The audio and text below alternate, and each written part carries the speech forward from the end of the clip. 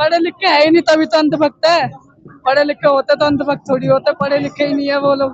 जिन्होंने मोदी को अपना बाबा मान लिया है वही लोग अंधभक्त है, बाकी आप लोग समझदार हो कि किसने। मुंशी से लेकर हायर हायर रैंक का ऑफिसर है ना, वो भी रिश्वत लेता है।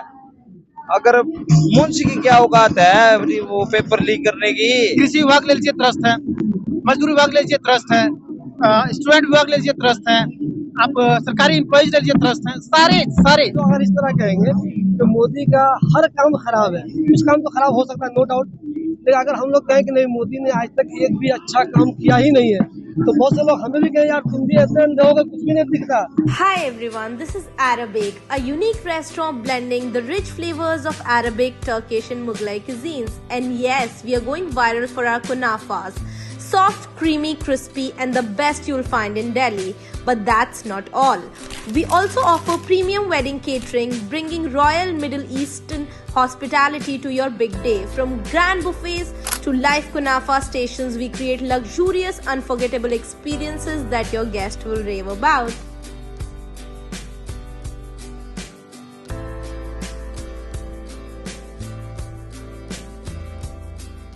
जब आप जंतर मंतर पे आएंगे तो बहुत सारे पोस्टर पैनल आपको मिलेंगे, जिसमें एक पोस्टर वहाँ लिखा हुआ है, उसमें रूल नंबर 1 अंधभक्त से बहस करनी, अपनी एनर्जी वेस्ट करनी है।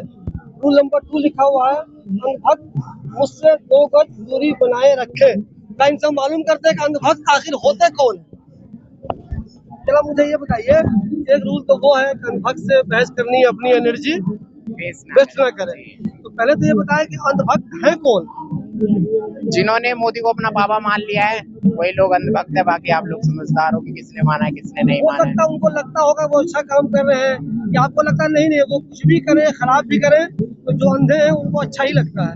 उनकी मेंटेलिटी ऐसी हो चुकी है तो हम उसे बदल नहीं सकते। जैसे होती है ना कुत्ते की पूंछ 12 महीने पाइप में डाल के रखो, सीधी नहीं होगी, तो उनका हाल अभी वो वाला हो चुका है, तो आप उससे बदल नहीं सकते।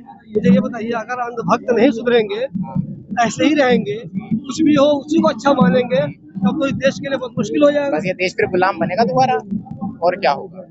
जैसे कि पहले के टाइम का था जब ईस्ट इंडिया कंपनी आई थी, डिवाइड एंड रूल की पॉलिसी थी, सेम हाल दोबारा वही होंगे। अब ये कहते हैं कि ब्रेन वॉश हो रहा है, ब्रेन वॉश तो ये खुद करवा रहे हैं अपना, सीधी सी बात है ना। नाम क्या है आपका? मेरा नाम है, नाम छोड़ो आप, नाम छोड़िए, कहाँ से आए आप? मैं उत्तम नगर से। उत्तम नगर से। मुझे ये बताइए, इस तरह देखिए कुछ चीजें ऐसी होती है जो जिसपे आदमी नाराजगी कर सकता है।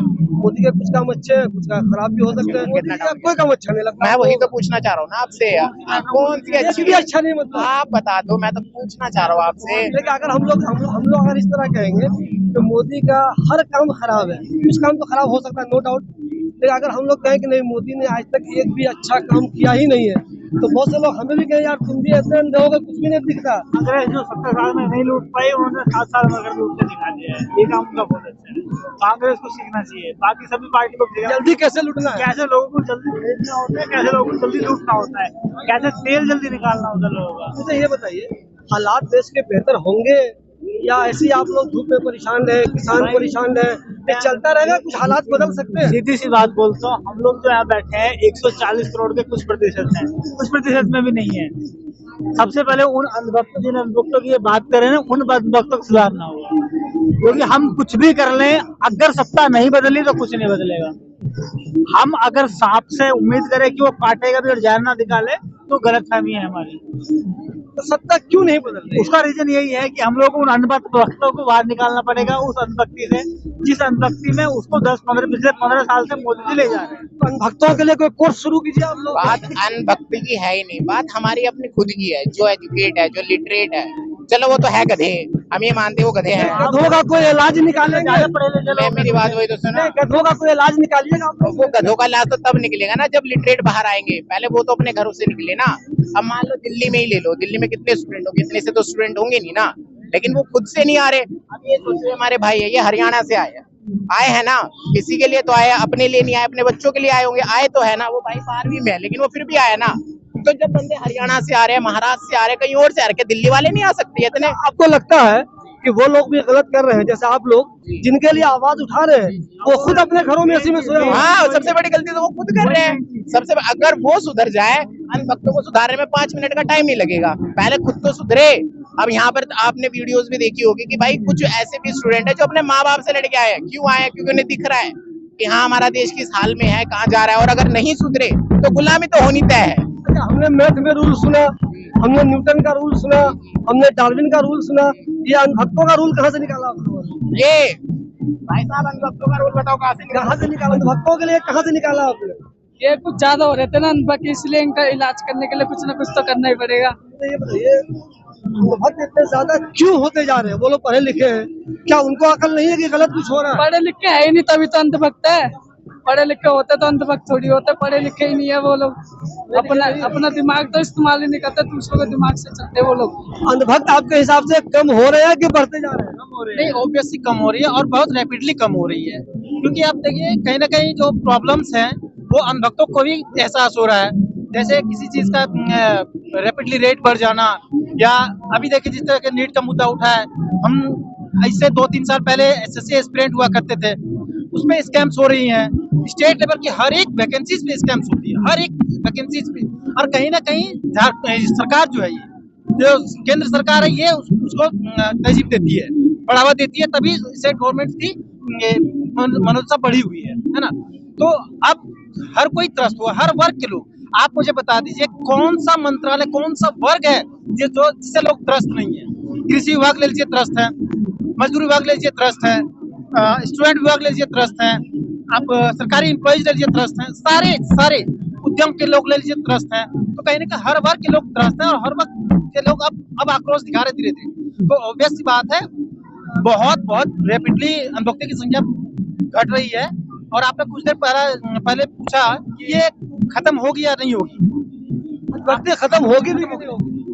देखिए, अनभक्ति तो एक दिन खत्म होनी ही होनी, एक दिन क्या बहुत जल्द खत्म होने वाली है। लेकिन उससे पहले मैं बता दूं कि उसके जो आका है मोदी जी, ठीक है, सरगना, मैं सरगना माफी चाहता हूँ, सरगना बहुत एक निगेटिव वर्ड है। तो मेरे कहने का मतलब कि उनके जो सरगना मोदी जी हैं, इनको लग रहा है कि मैं सर्वे सर्वा हो गया, है ना। बट इतिहास पढ़ेंगे, आप इतिहास से सीखेंगे, क्योंकि मैं एक एस्पिरेंट रहा हूँ एसएससी का, तो मुझे पता है, हिस्ट्री थोड़ी बहुत पढ़ा हूँ। तो हिटलर के बारे में मैंने पढ़ा है। हिटलर ने भी स्टार्टिंग में आकर के यही किया था, मीडिया खरीदा था, जजों को खरीदा था, सारी चीजों को खरीदा था, पहले अपने कब्जे में लिया था, धार्मिक मुद्दों को बहुत ये कर दिया था। लेकिन अंततः ऐसी स्थिति आ गई थी, उसने सुसाइड किया था, है ना। तो मोदी जी की भी यही दुर्दशा होने वाली है, और मैं लिख के कह रहा हूँ, ये दुर्दशा होने वाले बहुत जल्द होने वाली है। नहीं, पीएम के लिए ऐसा नहीं बोलिए, हो सकता है उनको एहसास हो जाए कि हम कुछ गलती कर रहे हैं, मुमकिन है। एक मिनट लिसन, मैं पीएम पद के लिए नहीं बोल रहा हूँ ये बात, मैं नरेंद्र मोदी के लिए बोल रहा हूँ। Narendra Modi not our country, individual person, है ना। और कहीं ना कहीं लोगों ने एक विश्वास के साथ, अगर आप बोलते हैं कि आप डिफेंड करते हैं खुद को कि इससे पहले नहीं होती थी क्या, अरे भाई उससे पहले होती है, तभी तो उसको हटा के आपको बैठाया आपने। अरे भाइयों बहनों मित्रों, मैं देश नहीं झुकने दूंगा, न खाने दूंगा न खाऊंगा। अरे उस देश का रुपया गिरता है जिस देश का सरकार गिरा होता है। तो ये सब भाषण कहाँ से आए भाई? सारी चीजें छोड़ो, आपको असली कंटेंट देता हूँ मैं। ये मेरी आईडी है, ठीक है। गुजरात के सीएम कौन है? सरपंच। हाँ, गुजरात के सीएम है भूपेंद्र पटेल। अब इनकी एक चीज दिखाता हूँ, देखो, कैमरा इधर लाओ। निकालिए, कर लेंगे, अभी निकालिए। सीएम साहब का कुछ है? सीएम साहब ने कहा तो बहुत कुछ है।